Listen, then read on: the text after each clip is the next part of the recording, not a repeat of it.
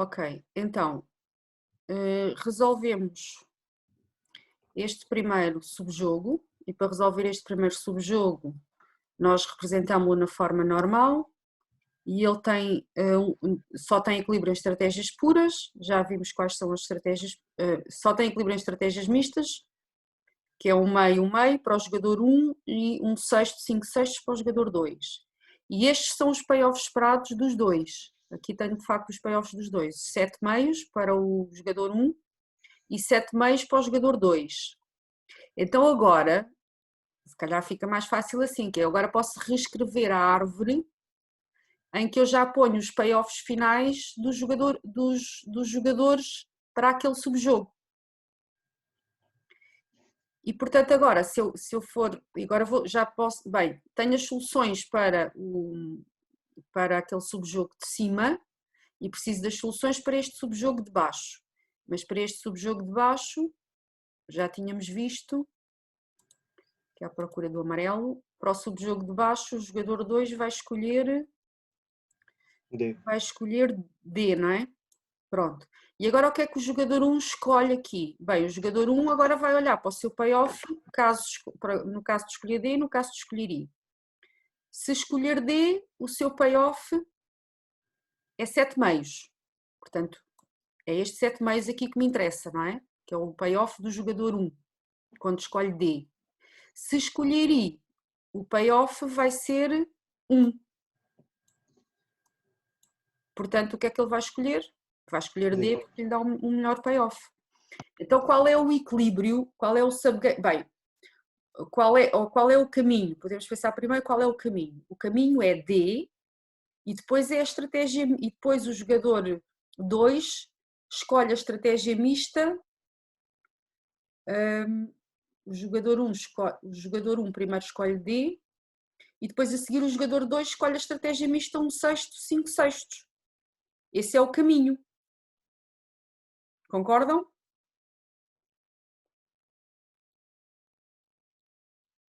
Parece que não. Porquê é que não concordam? Eu estava a falar, mas tinha o microfone desligado. Ok, então diz lá o que é que estavas a dizer. Eu concordo, mas tenho uma dúvida. Como é que nós escrevemos isso? Ou seja, temos D, não é? Então, o caminho, eu por acaso aqui na resposta, na solução não tenho o caminho, mas o caminho, há bocado como é que fazíamos? Fazíamos a estratégia, depois um tracinho e a estratégia do jogador a seguir. Então, se eu quiser escrever o caminho, será D, traço, D é a estratégia do primeiro jogador, e a seguir joga ao segundo, e o que é que o segundo joga? O segundo joga 1/6, 5/6. Este é o caminho. Agora, como é que é o equilíbrio perfeito em subjogos? Para escrever o equilíbrio perfeito em subjogos, eu tenho que dizer o que é que cada um joga em cada subjogo. Então, o jogador 1 joga D primeiro. E depois a seguir o que é que ele joga? Ele depois volta a jogar. Certo. E o que é que ele joga a seguir?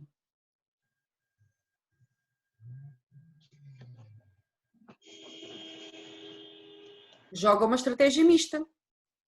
Sim. E a estratégia mista que ele joga é o meio-meio. Portanto, O jogador 2? o jogador 1.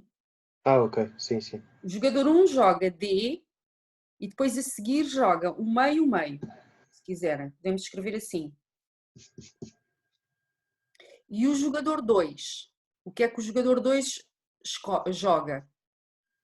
Ele joga, tem que dizer o que é que ele joga quando o jogador 1 joga D e o que é que ele joga quando o jogador 1 joga I. Quando o jogador 1 joga D, o 2 escolhe 1/6, 5/6. E quando o jogador... Não sei se é suposto estarmos a ver o quadro, professora. Não, na verdade eu estava a olhar, ok. vocês estão a ver os slides, não é? Portanto, Sim. Ok. o PDF do exercício. Sim.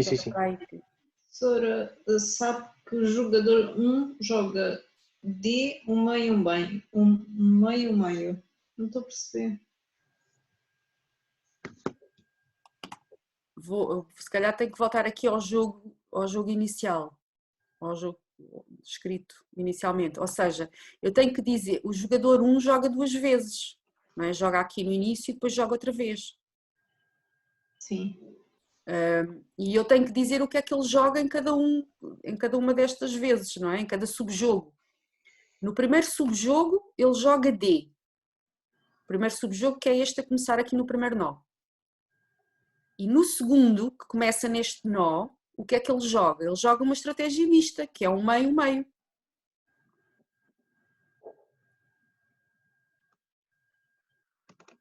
Isto é o jogador 1. E o jogador 2? O jogador 2 joga a estratégia mista 1 sexto, 5 sextos, quando o jogador 1 joga D. E joga D quando o jogador 1 joga... E joga D quando o jogador 1 joga I. Eu posso escrever isto, vou parar aqui a partilha e vou pôr aqui no quadro. Mas para isso eu preciso de estar a olhar para para a árvore. Então, o jogador 1, quais são as estratégias dele em cada subjogo? Joga D, quando o jogador joga... No primeiro subjogo ele joga, no subjogo que começa no primeiro nó ele joga D, para começar. Mas ele depois volta outra vez a jogar, ele depois joga no subjogo de cima. E o que é que ele joga no subjogo de cima? Joga um meio-meio. Joga esta estratégia mista, posso representar a estratégia mista assim.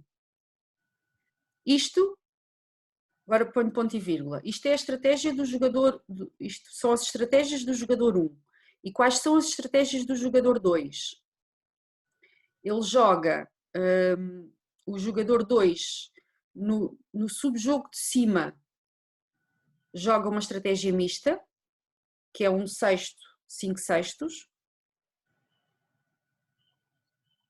E no subjogo de baixo, o jogador 2 joga D. Portanto, este é o equilíbrio perfeito em subjogos, em que eu estou a dizer o que é que cada jogador joga em equilíbrio em cada subjogo.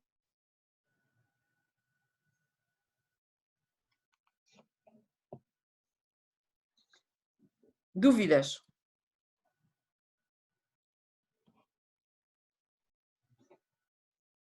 André, estavas com algumas dúvidas há bocado? Já estão esclarecidas ou não?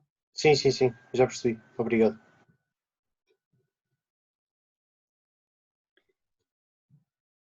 Mais dúvidas?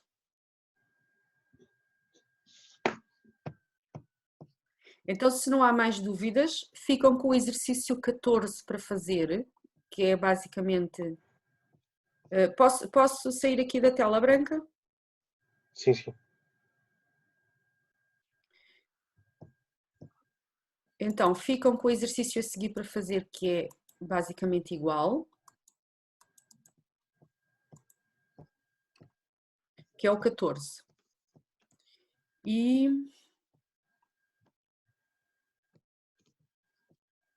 pronto, e com isso terminávamos aqui os jogos relativos os exercícios relativos aos jogos dinâmicos com informação perfeita e imperfeita. E, portanto, eu queria começar agora a falar dos jogos com informação incompleta. Alguém disse alguma coisa?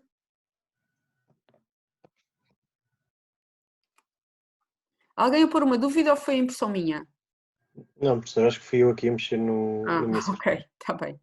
Então, passamos para os jogos de informação incompleta e depois no próximo dia voltamos aqui a falar destes jogos se for preciso. Podemos ver se vocês podemos corrigir o 14, está bem? Mas eu diria que agora já não devem ter dúvida. Professora, eu tenho só uma questão que não tem nada a ver com os exercícios. Nós vamos ter aulas na faculdade ou vamos continuar com as aulas online? Bem, Sandra, se a pergunta for relativa à decisão e risco, Sim, sim. nós temos só faltam 2 aulas. É porque eu vi um e-mail que por acaso foi o André que me enviou, porque eu não recebo esses e-mails, a dizer que o mestrado começava a ir à faculdade dia 25, pelo menos foi o que eu percebi. Sim, mas essas decisões depois dependem dos professores das unidades curriculares. Pois, porque a questão que se está a pôr é que estas aulas à distância funcionam muito bem para algumas disciplinas, mas as disciplinas laboratoriais, para essas, é um problema, não é? Sim. E o que a faculdade decidiu, ou tinha decidido pelo menos há algum tempo, era que as aulas laboratoriais podiam começar a realizar-se, já não sei exatamente a partir de que data, mas se calhar é essa data de 25 de maio. Ou seja, o regresso será só para as aulas laboratoriais. Como no vosso caso, se calhar no vosso caso pode haver algumas disciplinas em que isso justifique, não sei se usam alguns softwares que não estejam, que não possam utilizar a partir de casa ou assim. Sei lá, se estiver a pensar em química, claro que há muitas aulas laboratoriais que obviamente não conseguem funcionar à distância, portanto, aí não temos nenhuma dúvida do que é que eu estou a dizer. No vosso caso não sei. Eu estava a referir a decisão e risco, porque Decisão parece... e risco vai ser tudo à distância. Ok. E o teste vai ser à distância também. Portanto, em princípio, eu vou fazer como fizeram os outros professores, como é que eles fizeram? Vocês tiveram as câmaras ligadas, não foi? Enquanto tiveram a fazer o teste? Depende. Em teoria do risco, sim. A teoria da decisão, o prof deixou no Moodle. A teoria da decisão... Foi com o professor Nelson. Sim.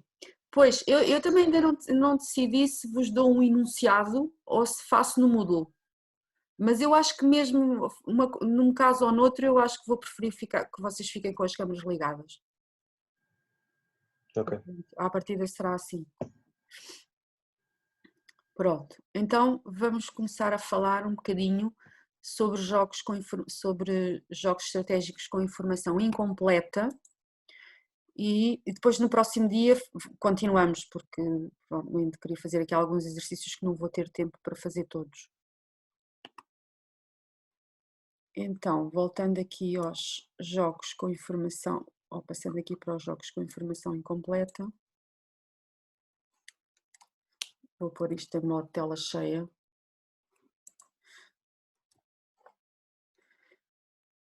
Eu já tinha falado algumas vezes sobre os jogos com informação incompleta e a ideia nos jogos com informação incompleta é que, e vou falar de jogos com informação incompleta, jogos estáticos, não vou falar de jogos dinâmicos com informação incompleta, que também existem, que também poderíamos falar, mas só vamos trabalhar, com informação incompleta só vamos trabalhar com jogos estáticos. E o que é que significa haver informação incompleta num jogo estratégico estático? É quando as características do jogo não são conhecidas de todos os jogadores. E o que é que são essencialmente as características do jogo? É o conjunto de jogadores, é o conjunto de estratégias para cada jogador e é a função payoff. Ora, o que nós vamos assumir aqui como informação incompleta é sobre o payoff, ou seja, o payoff de cada jogador pode não ser conhecido de todos os jogadores. Pode não ser conhecido no sentido de que não se conhece completamente, existe informação incompleta, porque alguma informação temos que ter, porque senão sem informação nenhuma não se podia fazer nada. Portanto, vamos assumir que existe informação privada sobre os payoffs. O que é que isto quer dizer? Que há alguns payoffs que o próprio jogador sabe sempre qual é que é o seu payoff, mas os outros jogadores podem não conhecer totalmente o seu payoff. Ou seja, quer dizer que um jogador, no fundo, tem informação privada sobre o seu payoff. Estes jogos, quando queremos representá-los, neste caso precisamos aqui de adicionar alguma notação, e a notação, e neste caso o jogo é composto por estes elementos, que eu tenho aqui sintetizados neste vetor cá em cima, e o que é que são os elementos do jogo? Bem, há dois que já nos são familiares, o SI, bem, dois não, eu diria três, J é o conjunto de jogadores, pronto, tal como antes. Depois, SI é o conjunto de estratégias para cada jogador, também é-nos familiar. O PI é o payoff de cada jogador para cada perfil de estratégias. Quais é que são os elementos novos? Os elementos novos são estes dois elementos aqui, este θ maiúsculo I e este PI. O que é o θ maiúsculo I? São os diferentes tipos que o jogador I pode ter. Ou seja, este θI é o conjunto de tipos que o jogador I pode ser. E o PI é a probabilidade do jogador I ser de cada um destes tipos. Ou seja, PI, no fundo, é uma função de probabilidade que a cada tipo possível do jogador atribui uma probabilidade.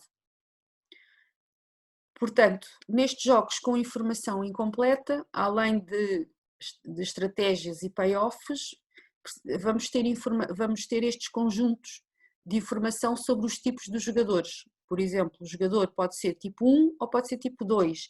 No fundo, o que isto quer dizer é que pode ter um payoff de um tipo ou um payoff de outro tipo. Portanto, quer dizer que o payoff, tal como eu disse, a informação incompleta é sobre os payoffs. E depender do tipo, quer dizer que o payoff do agente I pode ser um ou pode ser outro em função do tipo que ele tem. Eu estou a dar em alternativa um ao outro, mas na verdade o conjunto de tipos pode ser maior que 2, ou seja, pode ser 3 tipos, 4 tipos, e portanto em função do conjunto de tipos, assim, as várias possibilidades de payoff para o jogador I. E depois, esta função PI, na prática, vai ser uma função que vai estar definida, o payoff vai estar definido não só no conjunto de estratégias, mas também no conjunto de tipos, porque efetivamente era o que eu estava a dizer antes, o payoff de cada jogador depende do seu tipo. Pronto, isto é a notação genérica, eu diria que isto fica mais claro quando começarmos a ver exemplos mais concretos. Mas antes de passar aos exemplos concretos, há aqui uma consistência que tem que existir para estes modelos poderem fazer sentido, que é, eu estava aqui a dizer que o PI é a probabilidade dos diferentes, é a probabilidade dos tipos que um agente pode ter. Agora, esta probabilidade tem que ser, e no fundo isto também podemos interpretar como a crença, ou seja, qual é a crença que cada um tem sobre a probabilidade dos tipos dos outros. Mas para termos consistência, para isto poder fazer tudo sentido, as crenças têm que ser iguais para todos. Ou seja, quando eu digo que o jogador 1 pode ser de tipo 1 ou de tipo 2, com uma dada probabilidade, essa probabilidade tem que ser igual para todos os agentes, ou seja, todos os agentes têm que olhar para essa probabilidade da mesma maneira, ou essa probabilidade tem que ser igual, porque senão depois isto não faria sentido. E portanto, e essa condição é a que está aqui neste slide, ou seja, a probabilidade I ou seja, a crença no fundo do jogador I sobre os tipos, sobre a probabilidade de tipos dos outros, dado que ele é do tipo θI, na prática tem que ser igual para todos. Este P é igual para todos, este P não depende do I. Ou seja, todos acreditam nas mesmas probabilidades. Basicamente é isso.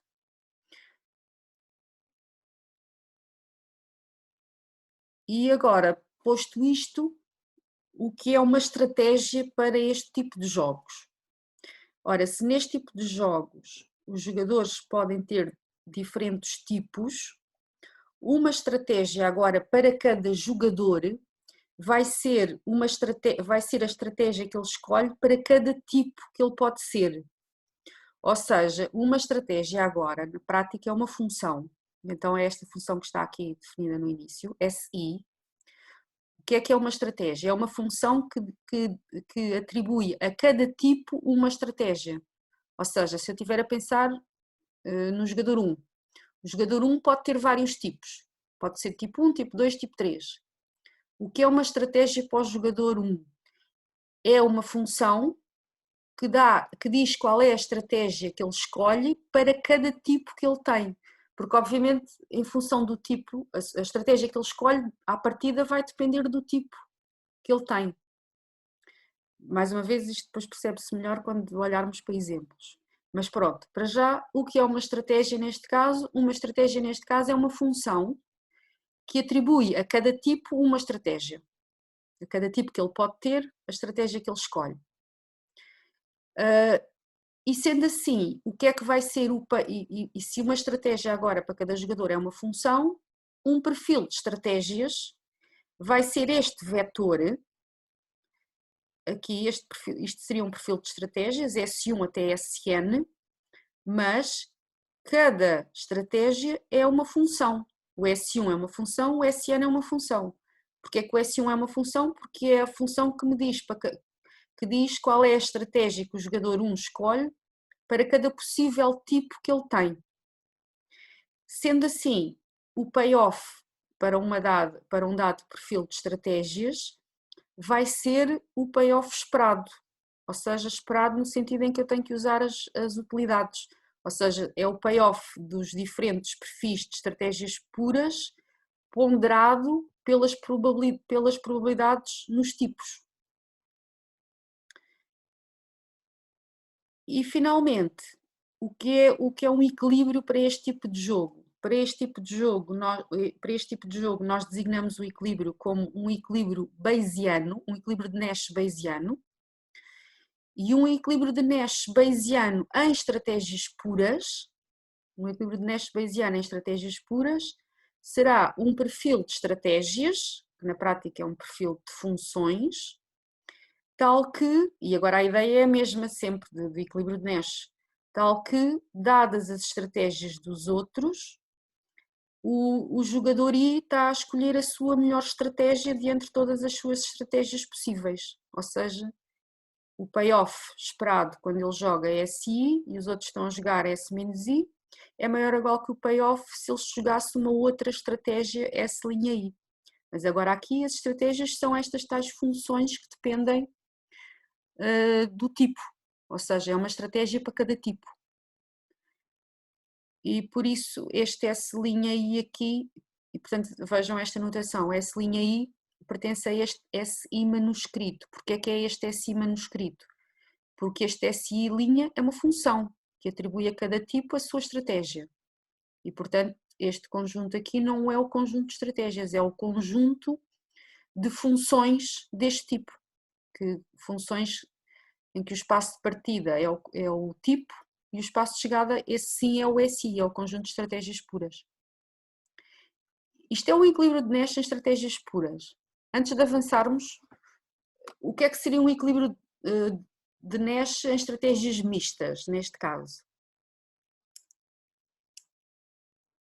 Conseguem perceber o que é que seria? Bem, se calhar não é muito fácil porque eu acho que é, pelo menos para já, porque ainda não viram aqui, digamos, um caso concreto, um exemplo concreto. Mas posso avançar, que é, uma estratégia pura neste contexto é esta função que a cada tipo faz corresponder uma estratégia. Ou seja, eu digo qual é a estratégia que jogo para cada tipo possível que tenho. Se fosse uma estratégia mista, era na mesma uma função, que para cada tipo eu iria dizer qual era a estratégia que escolhia, só que nesse caso, em vez de escolher uma estratégia pura, escolhi uma estratégia mista. Ou seja, a estratégia mista seria uma função que a cada tipo ia fazer corresponder uma estratégia mista no conjunto de estratégias.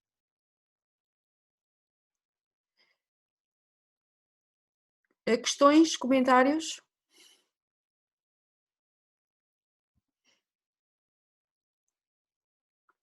Ok, então vamos analisar um exemplo. E neste exemplo, nós temos aqui uma história, e a história é, temos dois professores num mesmo departamento, que querem recrutar um aluno top para esse departamento. E sabem que, se telefonarem ao aluno, conseguem convencê-lo a ir para esse departamento, a fazer parte desse departamento.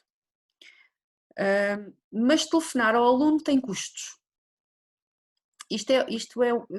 Já ia falar, isto é uma espécie de bem público, já explico porque é que é um bem público. Portanto, telefonar tem custos. Portanto, é óbvio que estamos aqui a assumir que o retorno dos professores será melhor se tiverem um aluno no departamento do que se não tiverem. E o retorno é o mesmo para os dois professores. Só que depois o retorno líquido depende do custo que cada um tiver. Então, como é que são os payoffs neste caso, deste jogo? Basicamente o resumo é que quando o professor telefona, como ele vai conseguir recrutar efetivamente o aluno, vai ter payoff 1.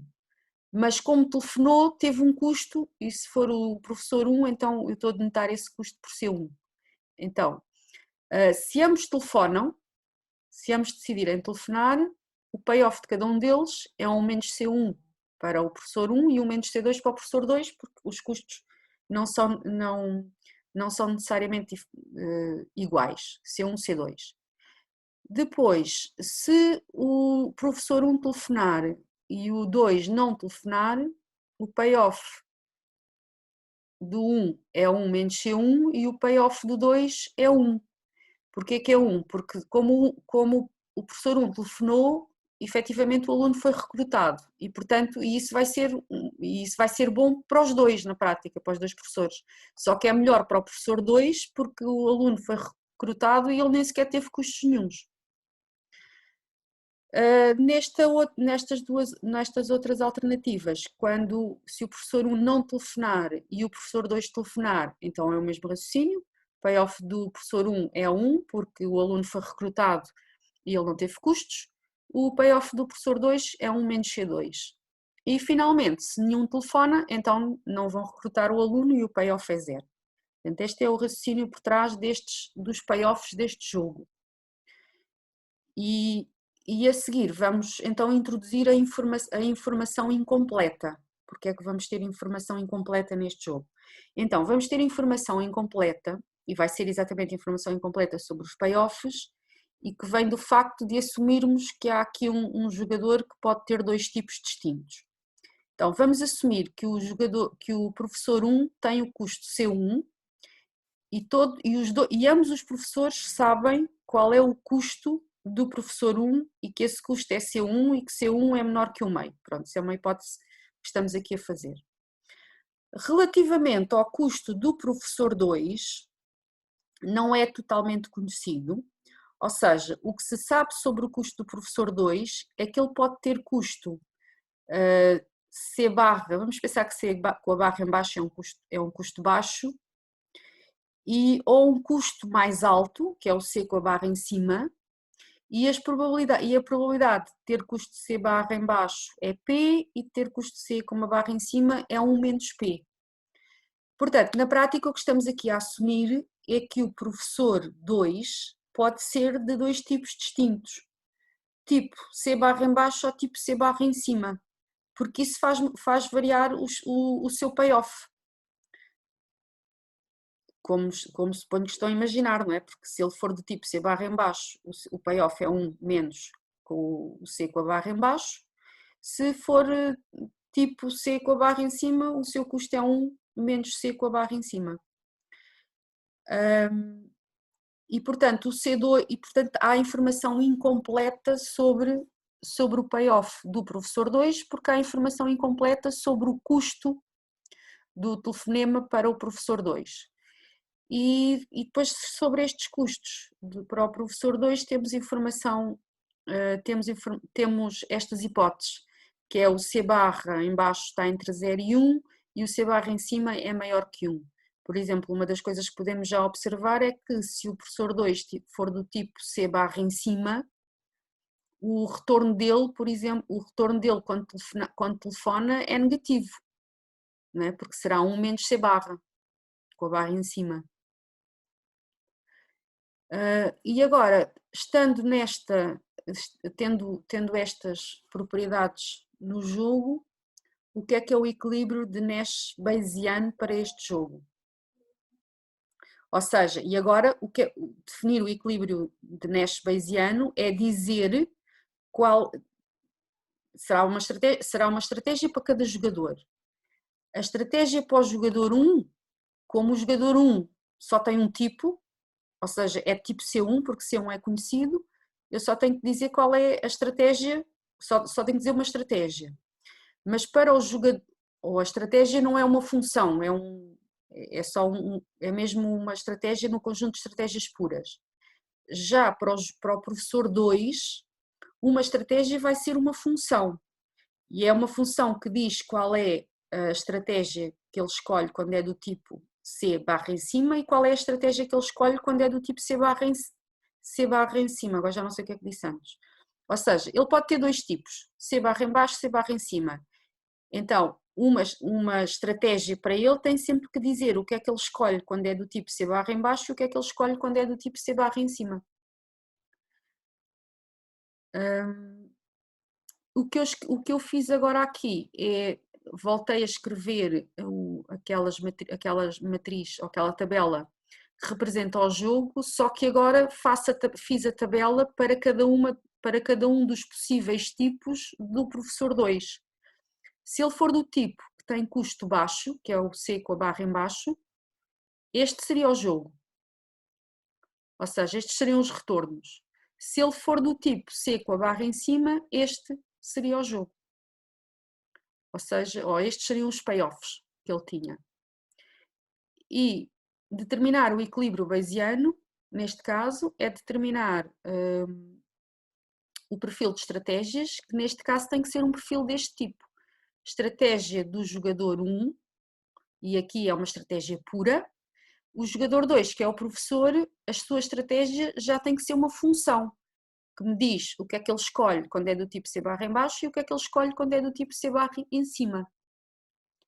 E determinar o equilíbrio é determinar este perfil de estratégias, ou é determinar o perfil de estratégias que satisfaz esta hipótese. Ou seja, tal que o payoff esperado deste perfil para todos os jogadores é o melhor dado o perfil dos outros.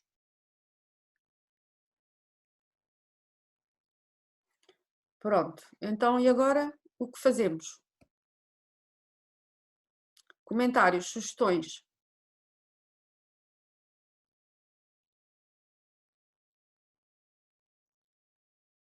Como é que a gente vai resolver este jogo? Esta abordagem vai ser idêntica à abordagem que nós fazíamos com as estratégias mistas? Não. Não, porque para resolver o equilíbrio de estratégias mistas, a gente usava aquele resultado que dizia que o payoff das estratégias puras tinha que ser igual. O payoff esperado das estratégias puras. Ok. Tinha que ser igual. E aqui não, mas eu estava a falar na questão da ponderação. O payoff esperado, sim, em termos de ponderação, é um payoff esperado na mesma. Ok, pois, sim. Exato. É um payoff esperado, só que agora aqui as ponderações é as probabilidades de cada tipo e não a probabilidade da estratégia. Sim, exato. Bem, eu diria, neste jogo nós podemos, e eu vou fazer isso, vou resolvê-lo de 2 maneiras distintas. Uma, digamos que é à bruta, que é calcular os payoffs esperados todos, como deve ser, e determinar o equilíbrio de Nash.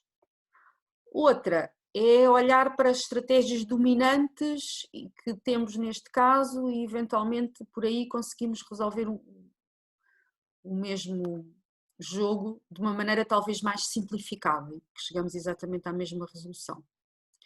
Mas a primeira que eu ia propor era mesmo fazer o quê? Calcular os payoffs esperados para cada possível perfil de estratégias.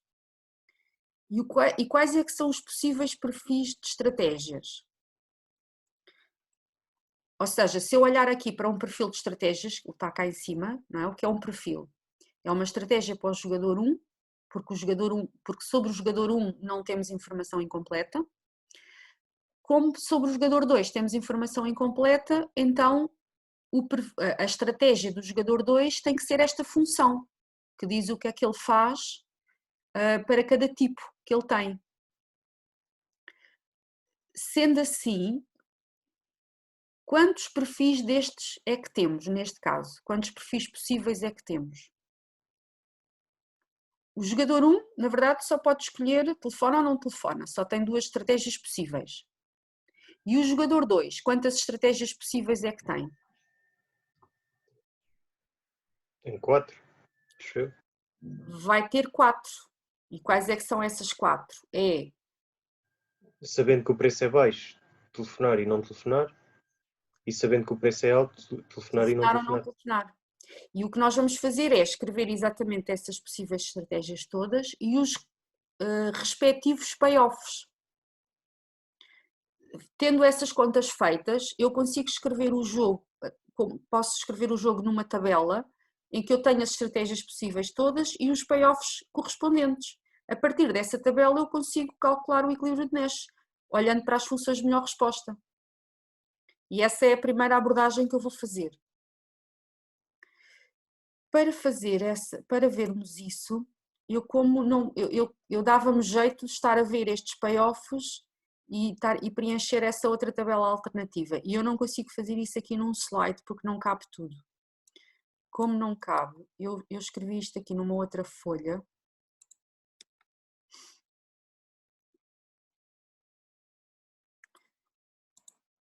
Que é esta aqui. Vocês estão a ver, não é? Não, não estamos. Não estão a ver porque eu interrompi a partilha, entretanto. Ok, agora já estão. Então, isto é o que está no slide, só que eu escrevi aqui numa folha à parte para ficar mais pequeno, para conseguir ver tudo. Ou seja, para já não preciso ali daquelas condições, o que é que eu fiz? O que eu estive a fazer aqui foi a construir a tabela para o jogo com os payoffs correspondentes para cada perfil de estratégias. E portanto, para o jogador 1, só tenho 2 estratégias, que é telefona ou não telefona. Mas para o jogador 2, eu tenho estas 4 possíveis estratégias, que são as tais funções que me dizem qual é a estratégia para cada tipo. Então, como é que eu interpreto este TT? Quer dizer que ele telefona se for do tipo custo baixo e também telefona se for do tipo custo alto. Segunda função, TNT, telefona quando tem custo baixo, não telefona quando tem custo alto. A seguir, não telefona quando tem custo baixo, telefona quando tem custo alto. E finalmente, não telefona para qualquer tipo, seja de custo baixo ou seja de custo alto. E agora vou calcular o payoff de cada um deles para estes possíveis perfis de estratégias. Então, primeiro perfil de estratégias, T, o jogador 1 joga T e o jogador 2 joga TT. Como é que eu calculo aqui o payoff do jogador 1? Então, eu vou olhar, o payoff do jogador 1 vai ser o payoff esperado. Eu não escrevi aqui em baixo, o que eu tenho aqui em baixo é o payoff esperado do jogador 2, porque o do jogador 1 calcula-se muito facilmente. O payoff esperado do jogador 1,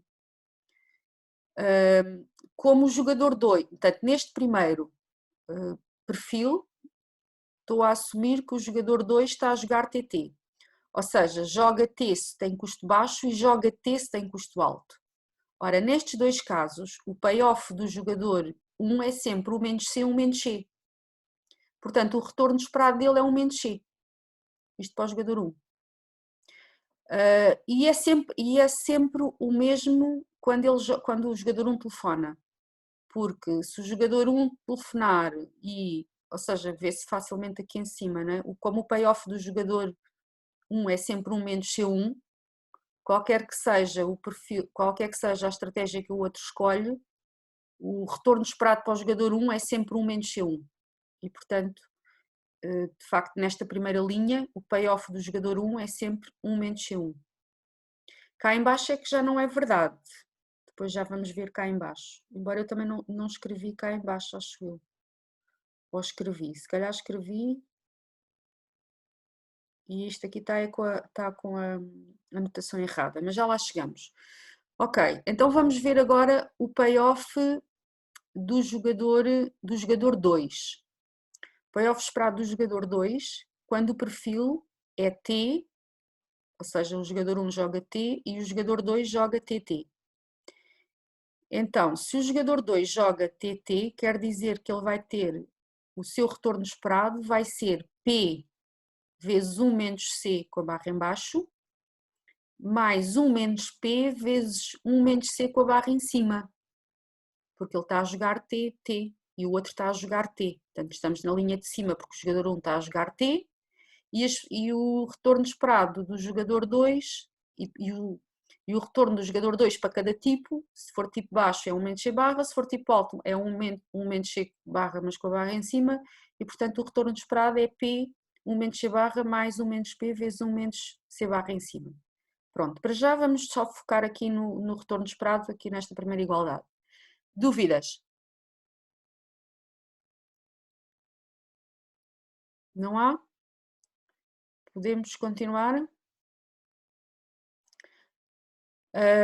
Podemos agora olhar também para o retorno, para o perfil T, jogador 1T e o jogador 2 NT.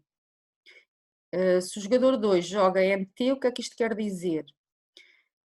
Que ele joga, ele joga telefonar quando é do tipo C barra em baixo e portanto o seu retorno seria 1 menos C barra, e joga não telefonar quando é tipo custo alto e o seu retorno é 1.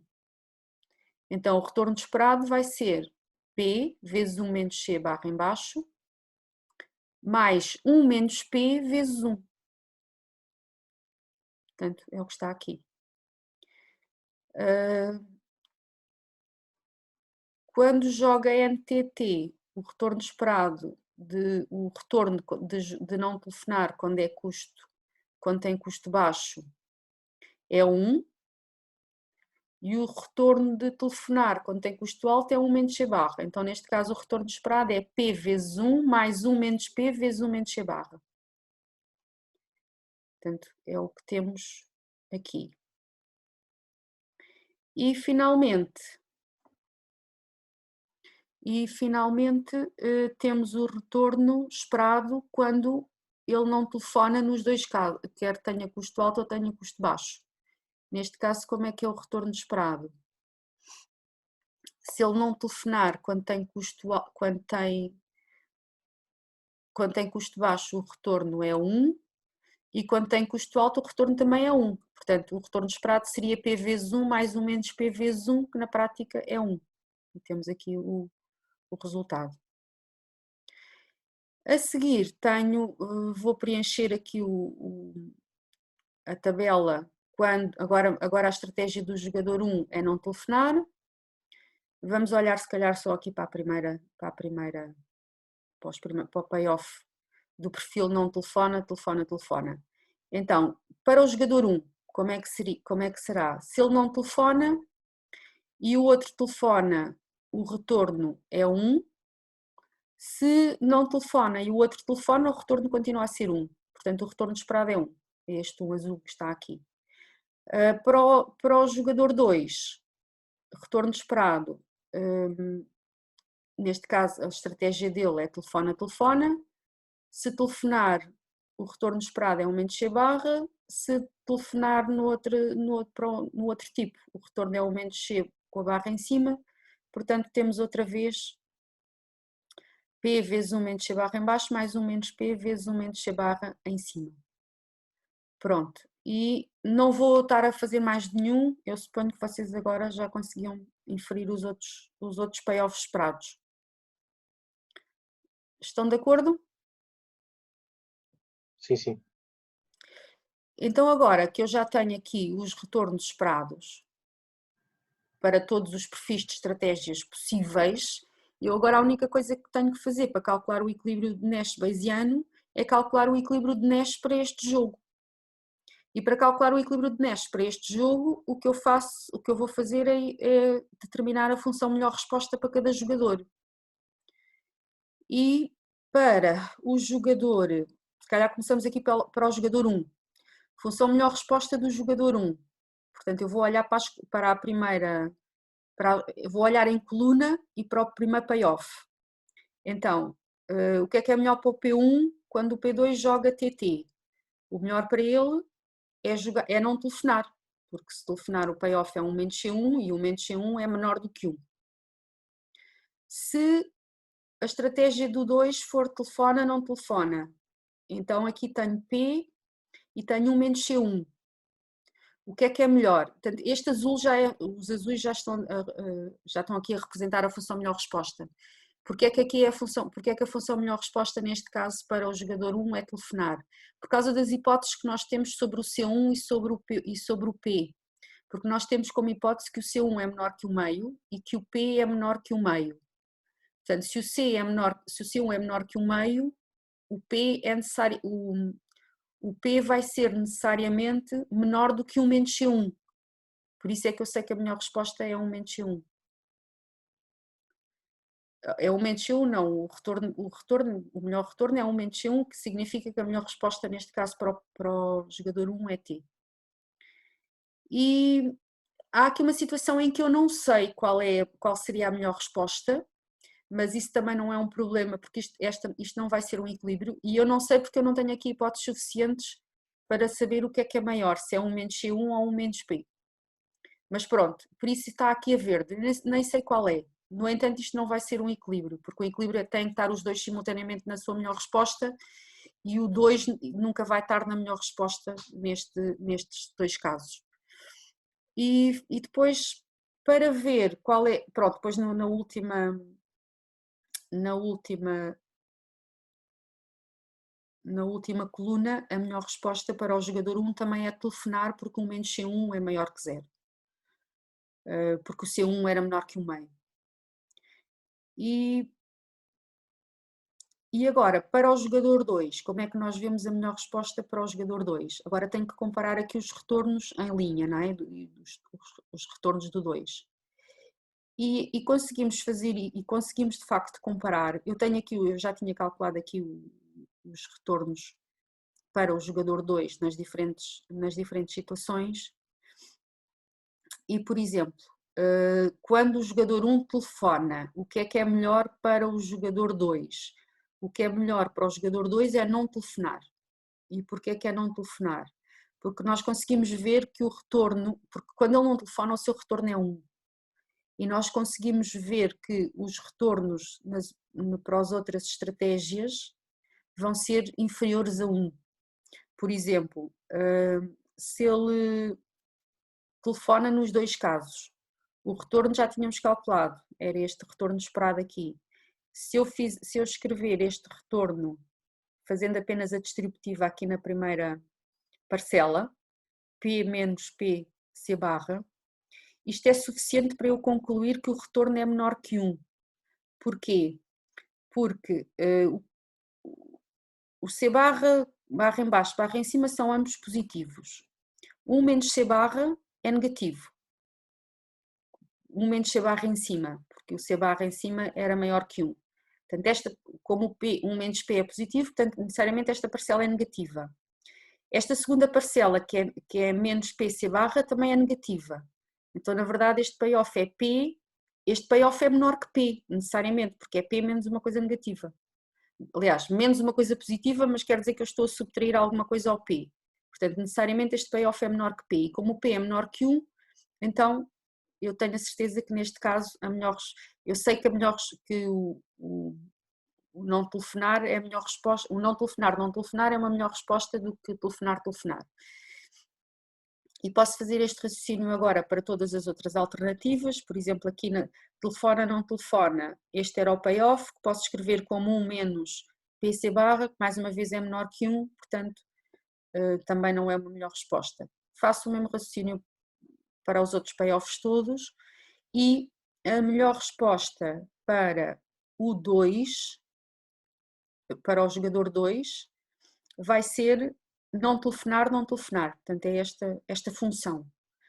No caso do 1 telefonar, no caso do 1 telefonar, no caso do 1 não telefonar, a melhor resposta para o 2 é telefona quando é tipo custo baixo e não telefona quando é tipo custo alto. Conclusão, onde é que estão os dois simultaneamente na sua função melhor resposta? É neste perfil de estratégias, que é o 1 telefona e o 2 não telefona, quer seja tipo custo baixo, quer seja tipo custo alto. Portanto, a solução de equilíbrio, de Nash Bayesiano neste caso, é o jogador 1 telefona e o jogador 2 não telefona, quer seja de tipo custo baixo, quer seja de tipo custo alto. Dúvidas?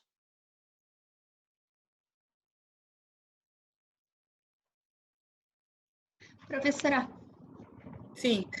we have to compute the expected payoff using the probability. And then we have to do the same as in the static play. Yes. Okay. So, we compute the expected payoff. We build And the expected this table. payoff are the average payoff. Yes. Okay. Yes. It's just that.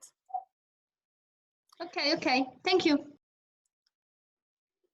Então, antes de terminar, e vocês entretanto já têm exercícios que podem resolver depois disto, na lista de exercícios,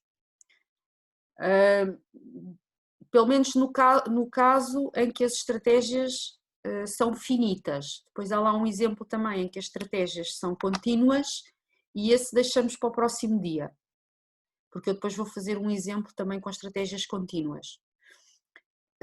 Antes de terminarmos, já passamos da hora, queria-vos só mostrar a outra alternativa para resolver este exercício. Na verdade, tínhamos aqui uma outra alternativa que dava menos trabalho.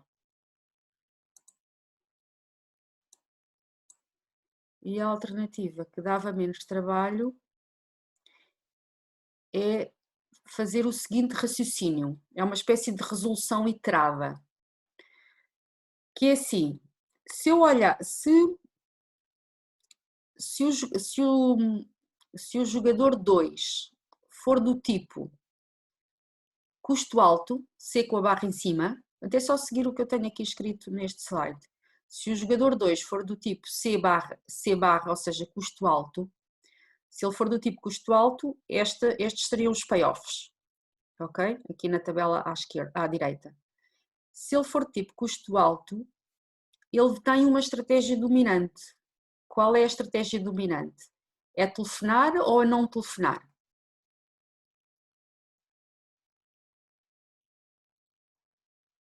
Tem uma estratégia dominante, quer dizer que ele tem sempre a melhor resposta é sempre a mesma, qualquer que seja a estratégia do outro.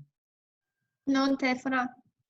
Não telefonar, porque se o outro telefona, se o 1 telefona, o payoff dele é 1 quando não telefona e é 1 menos C barra quando telefona. Portanto, não telefonar dá um payoff melhor. Se o outro não telefona, qual é o payoff dele?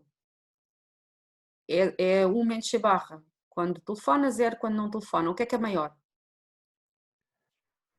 É o menos C barra? Não. É 0, porque o É C 0, barra porque é o C maior barra que é 1. maior que 1. Pois, exato, é Exatamente. 0. Por isso, não telefonar para ele é uma estratégia dominante no caso em que ele é do tipo custo alto. Portanto, se ele tiver custo alto, a melhor resposta dele é sempre não telefonar. Então, tendo isto em conta, e digamos que esta informação todos têm, ok? Ou seja, o jogador 1, o professor 1 não sabe se o outro é de tipo custo alto ou custo baixo, mas sabe que quando é de custo alto, a estratégia dominante é não telefonar, porque conhece estes payoffs todos. Então, tendo isso em conta, vamos agora ver o que é melhor e agora, a seguir, nós tendo isto em conta, conseguimos ver o que é melhor para o jogador 1. Calculando o payoff esperado do jogador 1 quando ele telefona e quando ele não telefona. Se ele telefonar, o que é que vai ser o payoff dele? Vai ser o payoff esperado, ok? E o payoff esperado é, se ele telefona, ele tem retorno menos C1 quando o outro é de tipo C barra em baixo, e retorno menos C1 quando o outro é tipo C barra em cima, ou seja, é o mesmo e portanto o payoff esperado dele é 1 menos C1. Portanto, o payoff esperado do jogador 1, se telefonar, é 1 menos C1. Se não telefonar, o payoff esperado dele vai ser P vezes o payoff, P que é a probabilidade do outro ser tipo C barra em baixo, vezes o payoff dele quando não telefona e o outro telefona, e o outro telefona, exatamente, ou 1 menos P vezes o seu payoff quando, portanto, ele não está a telefonar e o outro é do tipo... Aliás, porque ele sabe que quando... Pois, era isto aqui que me estava a falhar. Ele sabe que se o outro é de tipo... quando o outro é de tipo T2, quando o 2 é de tipo C barra em cima, ele sabe exatamente qual é a estratégia que ele vai escolher, porque ele tem uma estratégia dominante. E a estratégia que ele vai escolher é não telefonar. Né? Portanto, o que quer dizer que o payoff do 1 vai ser necessariamente 0. E, portanto, o payoff esperado dele vai ser P. Então, agora só tenho que comparar o payoff esperado, os dois payoffs esperados do professor 1, quando joga T e quando joga não T. Num caso é 1 menos C1, no outro caso é P, portanto, qual é que é o maior payoff esperado? E agora aqui eu volto a precisar das tais hipóteses que eu tinha sobre os custos e sobre a probabilidade. E dadas as hipóteses que eu tenho, 1 menos C1 é maior do que P e, portanto, para o jogador 1, o melhor para ele é escolher T. Agora que eu já sei que o jogador 1 escolheu telefonar, eu agora já sei qual é que vai ser a estratégia do jogador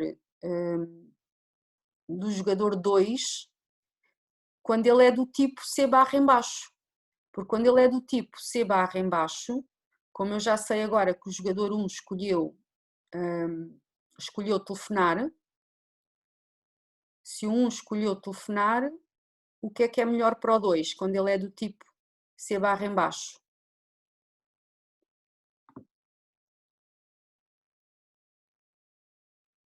Se o 1 escolheu telefonar, o do tipo C barra em baixo, o que é melhor para ele é não telefonar. Exatamente. E, portanto, consegui chegar exatamente à mesma solução que nós tínhamos chegado antes, mas agora de uma maneira que deu um bocadinho menos de trabalho.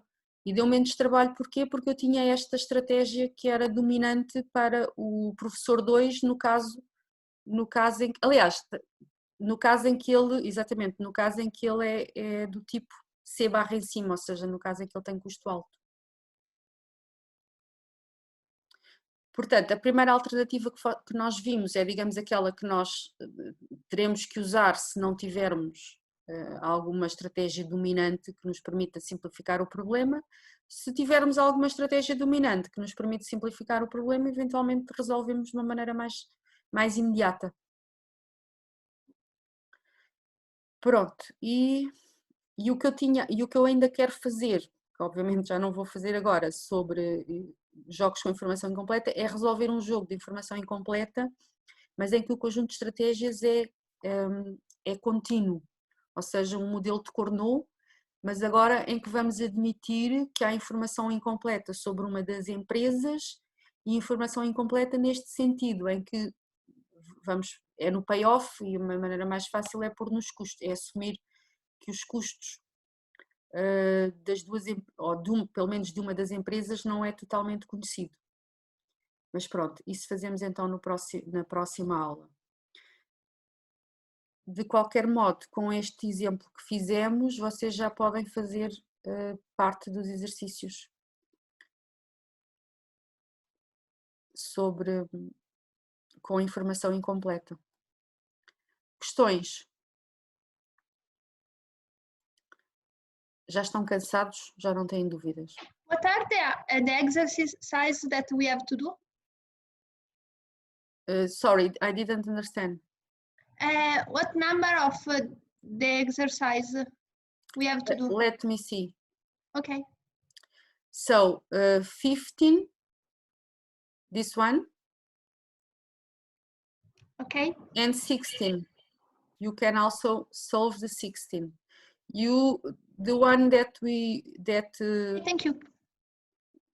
you didn't know perhaps, but we could try anyway, is the 17, because for the 17 we have a kernel model, so the strategies are not finite, are a continuum of strategies.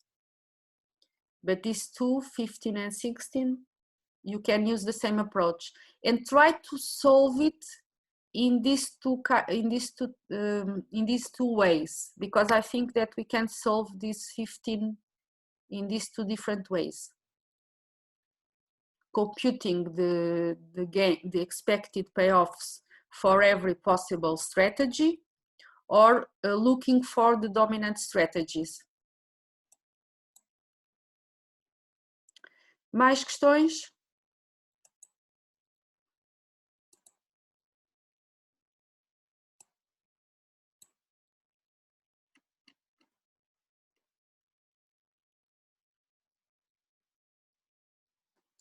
Já se foram embora? Não, não.